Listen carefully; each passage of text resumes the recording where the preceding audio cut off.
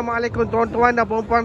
Di depan aku ini adalah kereta EV Proton yang kedua yang bakal dilancarkan tidak lama lagi. Tapi tak tahu bila dia dah nak lancar. Depan aku ini adalah Proton Emas 5 EV yang kedua. Yang ni Emas 7 kat sini. So untuk kereta ni diagakkan ni kereta yang di bawah 100,000 nak mengalahkan Perodua nak mengalahkan kereta EV daripada Perodua yang bawah RM100,000. So untuk Emas 5 ni dia berdasarkan kereta Proton Geely Starwish cuma untuk spek ni kita belum tahu lagi. Yang pasti untuk model Geely Starwish dia ada dua lah. Dia ada bermula model standard dengan model extended. Jadi dua. Model yang standard range dengan long range. So untuk dari segi kereta sub compact ni, compact SUV hatchback ni, macam ni lah dia rupa dia. Dari segi kecomelan dia, lampu dia, ada lampu DRL dekat sini, ada lampu seketul dekat sini. Tapi sebenarnya adalah kosong. Lepas tu dia ada sensor dekat sini. So untuk kereta ni, dia faham kan, dia pakai bateri Cattle dia untuk standard dia pakai 30 kWh. Untuk yang high spec-nya dia pakai 40 kWh. Yang atas dia tertinggi dia boleh pergi untuk CLTC 410 km.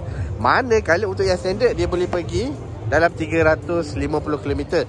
Ini aku ikut berdasarkan kereta daripada original lah, Geely Starwish. So untuk charging port, untuk bateri on board dia kita belum diketahui lagi lah. Yang pasti untuk AC, untuk DC, kalau untuk kereta-kereta bawah 100,000 ni dia akan bagi charging speed dia agak slow sikit lah. Dalam untuk DC dalam maksimal 80 kW ke ataupun 60 kW kita tak tahu lagi. Tapi kalau untuk AC 7 kW lah sebagai standard. Kita belum tahu lagi lah keputusan Proton macam mana.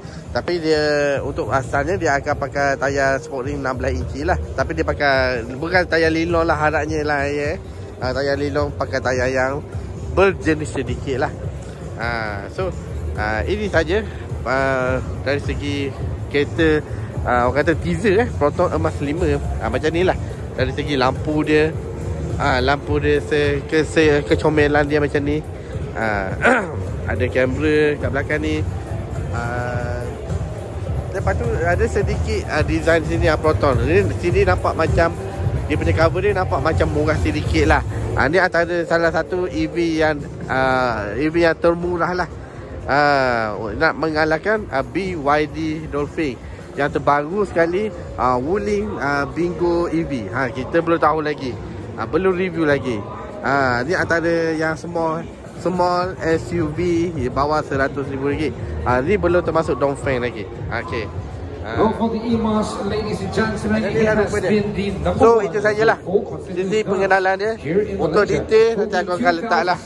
Satu lagi untuk kereta ni, dia untuk Emas 7 dia adalah kata front wheel drive. Kalau untuk kereta ni dia adalah rear wheel drive. So untuk satu motor ni di belakang ni paling rendah untuk dia menghasilkan 79 PS dengan torque 130 Nm of torque. So untuk antara yang tinggi ni dia menghasilkan dalam 110 PS dan dia punya torque adalah 150 Nm of torque. So itu sajalah. Dari segi motor, dari segi bateri yang aku sebut tu, dia boleh pergi 410 km, paling rendah 350 km something macam tu. Untuk kereta kecil macam ni bagi aku sesuai lah dengan harga yang dia bagi. Tapi yang pasti untuk EV di bawah 1,000 yang akan datang ni, harap-harapnya janganlah bawa model yang pelik-pelik lah. Sebab data sekarang ni pun kita tak tahu apa kesudahan data V yang kereta bawah 100,000 tu mana. Kesian pada owner data V tu. Apa nasib dia akan datang.